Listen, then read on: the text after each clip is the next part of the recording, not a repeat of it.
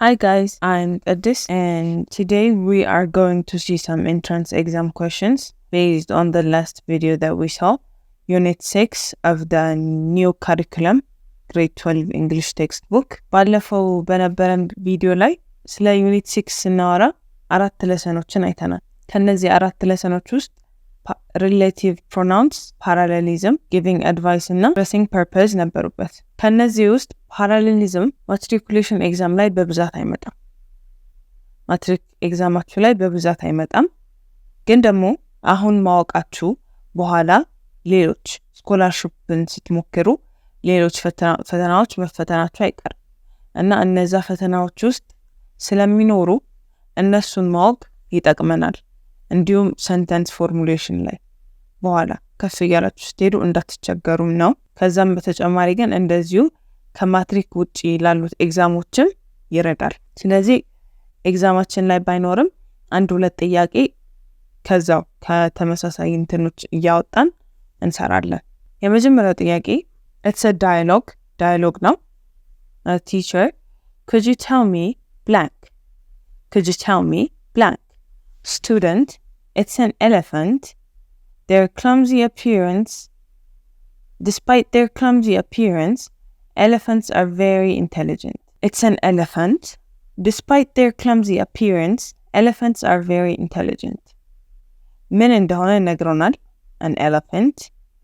It's an elephant ብሎ ምን እንደሆነ ነግሮናል። and expressም ማርጎልናል። ስለዚህ ምን እንደሆነ ነግሮናል። ያ የነገረን ነገርም ኤክስፕረስ አድርጎልናል።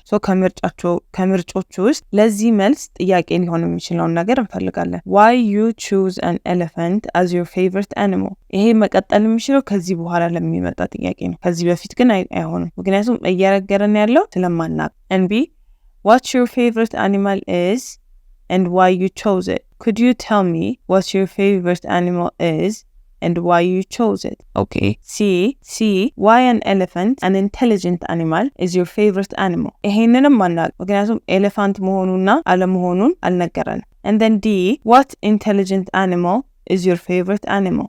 What intelligent animal is your favorite animal? So the difference between B and C is D is asking us specifically. So እዚህ ጋር ያለው content እዚህ ጋር አለ። እዚህ ጋር ያለው content እዚህ ጋር አለ። እዚህ ጋር ግን what your favorite animal is and why you chose it የሚለው ላይ ግን እዚህ ጋር it's not telling us its favorite animal is an elephant እያለን አይደለም። this is telling us intelligent ሆኖ favoriteአችሁ የሆነ but B in general ሰብስቦ favorite የሆነ እያለን ነው። so እዚህ ጋር emphasize የምናደርገው despite their clumsy appearance, elephants are very intelligent እያለን ነው። so እዚህ ጋር main focusu intelligence ላይ ነው ማለት ነው። intelligence ላይ ነው እንጂ favorite መሆኑ ላይ አይደለም። so መልሳችን ምን ይሆናል? what intelligent animal is your favorite animal? Could you tell me what intelligent animal is your favorite animal? And then number 2, of all the stuff she bought yesterday, I like the book blank she got from the library. I started reading one of them and the story is really thrilling. Of all the stuff she bought yesterday, I like the books she got from the library. I started reading one of them and the story is really thrilling. So ziga, we have those, whom, which, and whose. So ሁሉም relative pronouns ናቸው። እዚህ ጋር ግን ዲስክራይብ እየተደረገ ያለው ማን ነው? ዲስክራይብ እየተደረገ ያለው is the books ነው። so books ነው ማለት it's either which or those because books are a thing እቃ እስከሆኑ ድረስ ደግሞ we use either those or which። ከዛ ግን those የሚመጣው ከናውኑ በፊት ነው። those የሚመጣው which የሚመጣው ከናውኑ በኋላ ግን ናውኑ thing ከሆነ ነው። thing ከሆነ ነው። thing or animal ከሆነ ነው ብለናል። now ከዛ ግን which የሚመጣው thing or animal ከሆነ ነው ብለናል። so we have the answer is which and then እንቀጥላለን። our office wants to employ secretaries on a contractual basis but with a possible extension. I encourage you advice እየሰጠ ነው እዚህ ላይ ብታረግስ እያለው ነው I encourage you to apply if you dash neatly type at least 60 words per minute advice እየሰጠው ነው ከዛ ግን modal verb ለመጠቀም ፈልጓል so may would can and will የሚሉትን modal verboች መጠቀም ጀምሯል So I encourage you to apply if you blank neatly type at least 60 words per minute. No mira. So apply የምታረገው 60 ቃላትን በአንድ ደቂቃ ውስጥ ታይፕ ማድረግ የምትችል ከሆነ ነው የምትችል ከሆነ ለማለት if you may ማለት ፍቃዱን እየጠየቅነው ነው if you may if you will if you would ሚሉት በዚህ ፎርም ከገቡ ፍቃድ እየጠየቅንባቸው ነው ፍቃድ እየጠየቅንባቸው ደግሞ አይደለም because ስራ ቦታ ሄደ ያንተን ፍቃድ አይደለም የሚጠይቁት የራሳቸውን ፍቃድ ነው የሚከተሉት so እዚህ ጋር የተጠየቅነው 60 ቃላትን በአንድ ደቂቃ ውስጥ መጻፍ እንችላለን ወይ ነው አሁን እንችላለን ነው አሁን እንችል ከሆነ ምንድነው የምንለው yes I can so ጥያቄው ምን መሆን አለበት to begin with ማለት ነው if you can neatly type at least 60 words per minute ability ካለ possibility ከሆነ ያንተ 60 word per minute type ማድረግ possibility ከሆነ ማለት ነው and then we have number 4 have you heard that police arrested Mr. Gwangu blank was our school director He may have involved in some corruption. So, እዚህ ጋር አሁንም ወደ relative pronoun መጣ. So, relative pronoun ማንን ነው እየገለጸልን ያለው? Have you heard that police arrested Mr. Gwangu? So, እዚህ ጋር የሚገባው relative pronoun blank was our school director የሚለው school director የነበረው ሰውዬ Mr. Gwangu ነው እንጂ ፖሊስ ኦፊሰሩ አይደለም so Mr. Gwangu school director ውስጥ ከነበረ ድረስ the clause is about Mr. Gwangu the subject of the clause is Mr. Gwangu ስለዚህ subject ነው ሰው ነው የሰው ስም ነው subjectም ነው የሰውም ስም ነው ስለዚህ የትኛውን እንጠቀማለን አለ who because thatና which ለቃና ለእንስሳ ነው የምንጠቀምበት ብያለሁ last time ስናወራ thatና which ለእንስሳትና ለቃ ነው የምንጠቀምባቸው ብዬ ነበር if you guys remember whoና whom ለምን whom አልተጠቀምንም በሚለው ደግሞ አሁንም last time ስናወራ ቪዲዮ ላይ አይታችሁት ከሆነ whom የምንጠቀመው if it's an object of the clause ነው የክሎሱ ኦብጀክት ከሆነ ሰው ሆኖ የሰው ስም ሆኖ የክሎሱ ኦብጀክት ሜን ካራክተር ካልሆነ የክሎሱ ነው whom የምንጠቀመው who ግን የክሎሱ ሳብጀክት ከሆነ that means ሜን ካራክተር የክሎሱ ከሆነ who እንጠቀማለን ማለት ነው and then we have question number 5 Abu's blank his friend responded My dream is actually to visit Japan. The cleanliness attracts me. So, እዚህ ጋር relative የሆነ መልስ ሊኖር ይገባል. ጥያቄ ሊኖር ይገባል. Because ከመሬት ተነስቶ ሰው መልስ አይመልስም. ከመሬት ተነስቶ ሰው መልስ አይመልስም. So, ጥያቄው relative መሆን አለበት ከመልሱ ጋር. መልሱም ከጥያቄው ጋር relative መሆን አለበት. So, either dream መኖር አለበት አንደኛ or attraction መኖር አለበት ወይ dream መኖር አለበት ወይ attract የሚለው ነገር መኖር አለበት so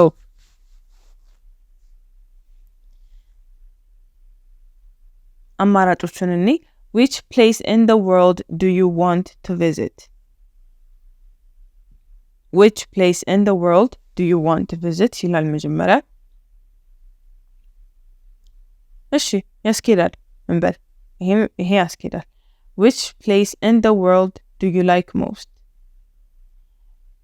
like ነው ያለው እዚህ ጋር ያለው visit ነው ኦኬ ለላይክ ለሚለው ጥያቄ visit ብለን አንመልሰው ምክንያቱም የተጠየቅነው like ነው visit ካለን completely different question ነው የሚሆነው sense-ን ያጣል and then we have which country are you planning to visit ካለ it's not a dream anymore it's already in the plan መንገድ ላይ ያለ ነገር ነው so it is not a dream anymore ማለት ነው so dream የሚለውን ያፈርስልናል see which country in the world is attractive to you you see አሁን የኤና የዲ ልዩነት እንይዝ ይላል since ሁለቱም ያስኬደናል ስላለ ይሄም ትክክል ነው ኤን ትክክል ነው because which place in the world do you want to visit ካለን ሰው እንደፈለገው ሊቀጥል ይችላል የሰው ሊሚት ነው የሚወስነው ግን here the details tell us attractiveness include እንደሚሆን dream include እንደሚሆን so በዚህ ጥያቄ ውስጥ dream ብቻ ለሚለው መልስ ጥያቄ ሊሆን ይችላል but which country in the world is attractive to you ካልን ግን የሚስባችሁ part of the world የሚስባችሁ country in the world የትኛው ነው so የሚስበን country ነው ማለት we would probably want to go there someday እዛ አንድ ቀን መሄድ እንፈልግ ይሆናል በሚል the answer is D since both dream and attract include ስለሆኑበት እንዳትሳሳቱ A ትክክል ቢሆንና D ሌላ ምርጫ ቢሆን ኖሮ የተሳሳተ ምርጫ ቢሆን ኖሮ A ነው የምመርጠው because dream የሚለው part include ስለሆነ ግን attractive የሚለውም dream የሚለውም part include ስለሆነ እሱን ወሰድን but the main focus here is the relative pronoun አሁን የምላችሁ the main focus is the relative pronoun which የሚለው relative pronoun and relative pronoun we said we use it to a thing or an animal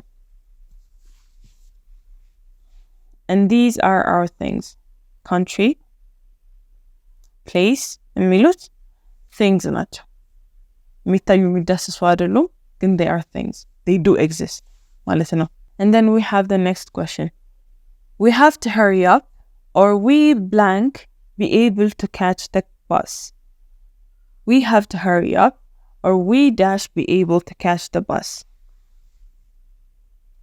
so እዚህ ጋር ቶሎ መሄድ አለብን ካልሆነ ግን ወይ ደግሞ ባሱን ላናገኘው እንችላለን ነው የሚባለው አናገኘው ነው ማግኘት አለብን ነው የሚባለው ነው አሁን ሰው ሻል ከሆነ እናገኘዋለን እንደማለት ነው do not ማለት ግዴታ አናገኘው or not to ግዴታ አናገኘው do not አይገኝም so may not ሲሆን ግን there is a possibility because እዚህ ጋር ያለው or no ቶሎ ከወጣን ባሱን እንደርስበታለን ቶሎ ካልወጣን ግን ባሱ ላይ አንደርስም ባሱ ያመልጠናል ማለት ነው so still possibility አለው እንደዛም ሆኖ still possibility አለው ማለት ነው possibility ካለው ደግሞ ምንድነው የምንለው may not ነው የምንጠቀመው because እነዚህ ሁሉ show us certainty አንድ አቋም ነው የሚያሳዩን ከዚህ እዛ የሚሉ አይደል 50 ምናምን የሚሉ አይደል አንድ አቋም የሚያሳዩን ሲሆኑ እርግጥ ያለ መልስ የሚሰጥ ሲሆን ሌላ ቦታ ላይ እንጠቀምበታለን or የሚለው alternative ላይ ግን still possibility አለ ማለት ነው possibility ካለ ደግሞ ምንድነው የምንጠቀመው may not ነው የምንጠቀመው። Then question number 7. The marketing plan dash I was talking about was the one that may be implemented recently. The marketing plan dash I was talking about was the one that may be implemented recently. አሁንም relative pronoun ነው። The marketing plan የሚለው እንዳለ the marketing plan የሚለው እንዳለ noun is a thing. It's a thing. አንደኛ it's a thing ነው።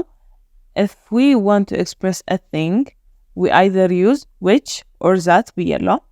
So እዚህ ውስጥ የትኛው ነው ያለው? which ብቻ ነው relative pronoun ያለን እዚህ ውስጥ። So we use which ማለት ነው። And then we have question number 8. You blank get professional advice before buying very expensive materials.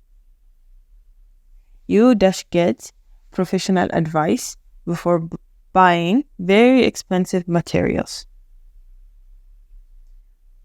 አሁን this is giving advice እየሰጠን ነው። You dash get professional advice before buying very expensive materials. So ይህንን ምን እያሳየነው ነው? What are we trying to demonstrate? እንደዚህ ስንል ካላገኘህ ሪስክ ውስጥ ትገባለህ ማለት ነው። ይሄ ማለት ያንን ዕቃ ከገዛህ በኋላ ዋጋው ቢወድቅ ትከስራለህ። ያንን ዕቃ ከገዛህ በኋላ ሌላ ሰው በግማሽ ዋጋው ገዝቻለሁ ብሎ መጥቶ እና ትክክለኛ ዕቃው ቢሆን ትከስራለህ።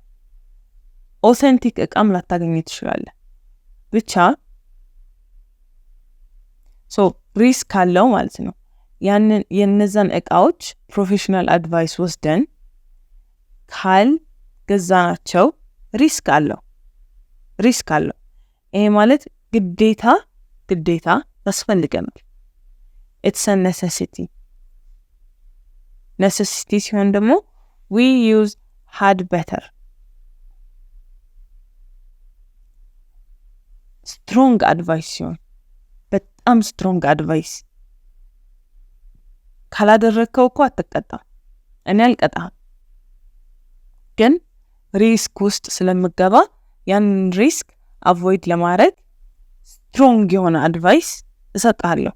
ፕሮፌሽናል አማከር ብዬ በጣም strong የሆነ advice ለመስጠት ደግሞ we use had better ማለት ነው። And then we have number 9. Which sentence has correct grammatical structure? አሁን ይሄ ከማትሪኩሌሽን ጥያቄ ላይ የወጣ አይደለም። ከማትሪክ ላይ የወጣ ጥያቄ አይደለም፣ ግን it is very very helpful እነዚህን ጥያቄዎች ኤክሰርሳይዝ ማድረግ። ምክንያቱም ሌላ ፈተናዎች ላይ አይመጡም ማለት አይደለም፣ ማትሪክ ላይ አልመጣም ማለት። So which sentence has correct grammatical structure? A. The cat is playful, sleeps a lot, and chasing butterflies. The cat is playful, sleeps a lot, and chasing butterflies. As you guys see, verb formu የተለያየ ነው። This is verb 1. This is also verb 1, verb S. But this is verb ing. This is a gerund.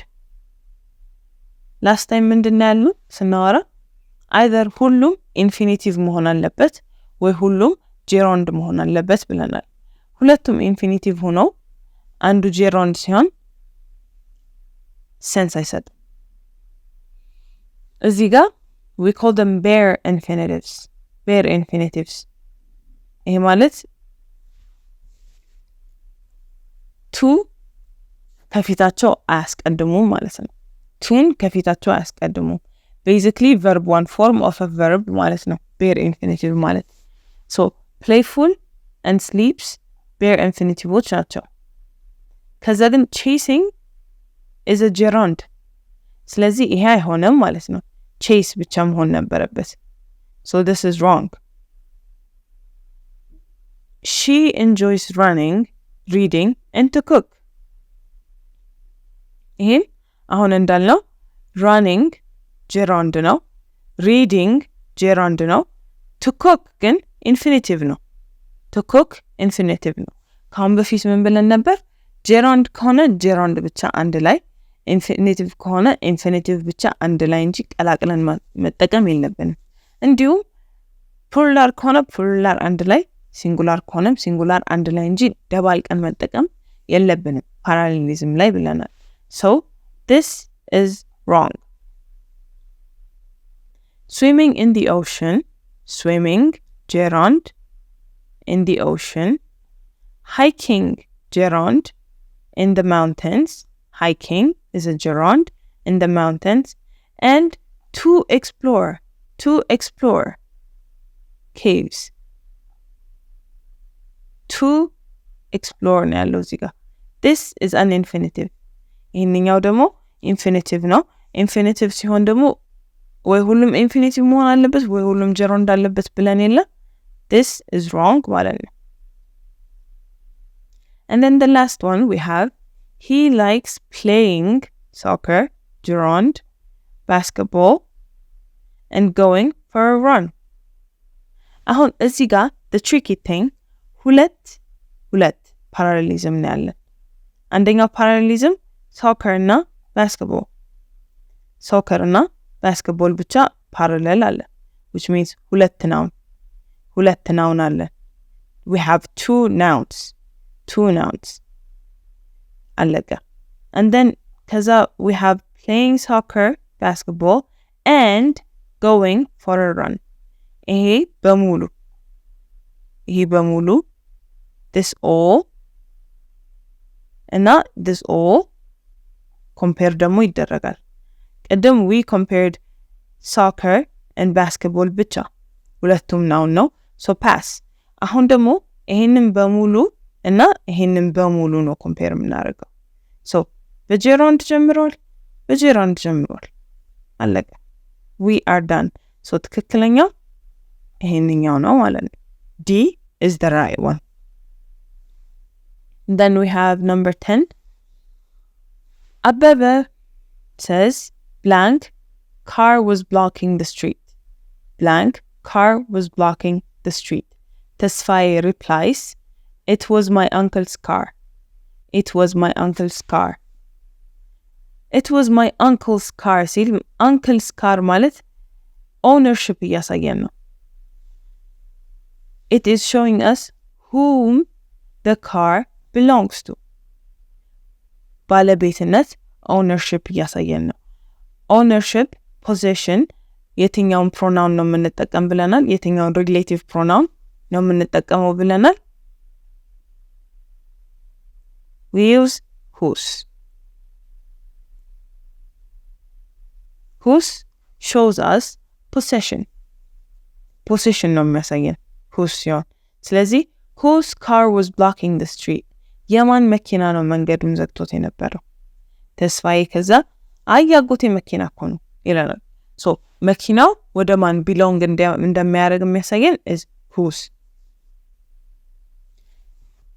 and then another dialogue Salam asks a question and then Tesfaye replies saying an Italian person named Guglielmo Marconi so it is describing to us about the person Guglielmo Marconi ስለሚባለው ሰው ነው እያለን ነው Guglielmo Marconi የሚባለው ሰው ነው እያለን ነው so ይሄንን ኤክስፕሬስ የሚያደርግ ሪሌቲቭ ፕሮናውን እንፈልግ መጀመሪያ how was a radio invented how ማለት ፕሮሰሱን እየጠየቀን ነው እንዴት እንደሚሄድ እየጠየቀን ነው እዚህ ጋር ግን ፕሮሰሱን እየመለሰልን አይደለም እየመለሰልን ያለው ነገር ሌላ ነው ስለዚህ አትሆንም ማለት ነው who invented a radio ማን ነው እያለን ነው ማን ነው ሬዲዮን የሰራው እያለን ነው so it's asking us about who that person is መልሱም is telling us about who that person is. So ይሄንኛው ያስኬዳል። B. Why was a radio invented? Why ደግሞ asks us for a reason. Reason ነው የሚጠይቀን። እዚህ ጋር ደግሞ reason ሳይሆን ስለ ሰውየው ነው እያወራ ያለው። ሰውየው ማን ነው የሚለውን ነው እየመለሰልን ያለው. It's not giving us a reason. So C is also wrong.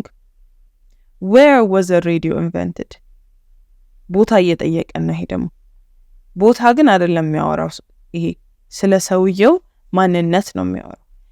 Italian person can go and live in Europe, in other parts of Europe, and can go and live in the US, Canada, ሌላ ቦታ ሊኖር ይችላል. ሰውየው ግን ጣሊያናዊ ነው እያለን ነው. So we have D is wrong.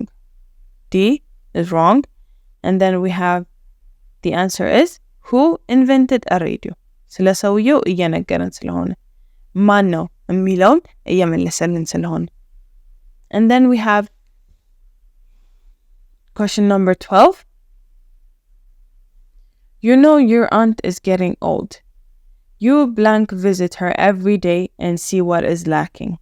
Check if she takes her meal properly. So አሁን ደግሞ it's about giving advice. It's about giving advice. Again, it's giving us strong advice. Strong advice. ይሄ ማለት የመከረን ያለው ሰው is worried. He is worried for my aunt. እኔን የመከረኝ ያለው ሰው አክስቴ የሆነ ነገር እንዳትሆን እያሰበላት ነው፣ እየተጨነቀላት ነው። ይሄ ሰንተንሱ እንደሚያሳየው ከሆነ so strong advice እየጠየቀን ነው። please እንደዚህ አድርግ በተዘዋዋሪ ማለት ነው። please do this እያለን ነው። but if we don't do it still consequence ይኖረዋል። ባናረገው consequence ይኖረዋል። አሁን if I don't visit her ምን እንደጎደላት እማላይ ከሆነ ምግቧን እየበላች ነው እማላይ ከሆነ ልትታመም ትችላለች።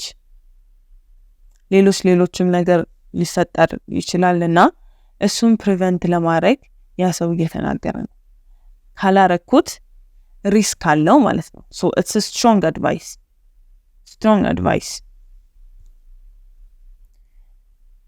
It's a very very strong advice. ከዛም ባለፈ አክስቴስ ከሆነች ድረስ I have a responsibility to take care of her ከሆነ so it's a very strong advice. It's a necessity. አሁን ካላረኩትና አክስቴ የሆነ ነገር ከሆነች I would regret it later እያለን so it's a necessity. ስለዚህ our answer is must.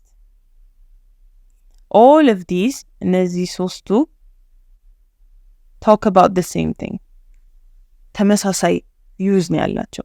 they give us strong advice, but must gives us a necessity. ግዴታ የሆነ ነገር ማድረግ ያለብን ካላደረግን በኋላ ይጸጽተናል። consequence ያለው ነገር ሲሆን we use must. And then finally we have question number 13. Choose the sentence with faulty parallelism. አሁንም ከማትሪክ የወጣ ጥያቄ አይደለም፣ ይሄ ከሌላ ጥያቄ የወጣ ነው። ግን ይሄንን መስራት ለዝግጅታችሁ ስኮላርሺፕ ለምትወስዱ ልጆች በተለይ ለዝግጅታችሁ ይጠቅማችኋል። So choose the sentence with faulty parallelism. A. Running, swimming, and riding a bike are her hobbies. Running, swimming, riding a bike are her hobbies. This one is right because ሁሉም tense form, verb form, gerund ነው። ሁሉም እዚህ ላይ ስለዚህ ትክክል ነው። And then B, he enjoys playing the guitar, writing songs, and singing. So here we have playing the guitar, playing, writing songs, writing, and singing. እዚህ ላይ ሁሉም gerund form ናቸው። So this is right. And then C, she is good at playing the piano and composing music. Playing the piano and composing music. አሁንም it's on gerund form ሁለቱም። ጀራንድ ብቻ መሆን አለበት ማለት አይደለም፣ ኢንፊኒቲቭም መሆን አለበት። ግን አንድ አይነት ይሁን፣ ወይ ሁለቱም ጀራንድ ይሁን ወይ ሁለቱም ኢንፊኒቲቭ ይሁን እያልን ነው። And then we have the project involves researching gerund, analyzing data gerund, and presentation. Presentation is a noun. A noun. You see? This is a noun. Presentation is a noun. And analyzing data, analyzing is an adjective. And researching is also an adjective. ስለዚህ adjective noun ነው። ካሁን በፊት ምን ብለናል? ወይ ሁሉም noun መሆን አለበት፣ ወይ ሁሉም adjective መሆን አለበት፣ ወይ ሁሉም adverb መሆን አለበት። So instead of saying presentation, we say presenting and presenting ማለት እንችል ነበር። So D is wrong ማለት ነው። So thank you very much. That was all for today. And advice ምክር ልሰጣችሁ የምፈልገው ነገር practice makes perfect. And practice makes perfect ብቻ ሳይሆን practice makes better. እና ጥያቄ እየሰራችሁ በሄዳችሁ ቁጥር you will get better. እናንተም so ተለማመዱ፣ practice አድርጉ. And it was good with you guys today. Thank you very much for listening.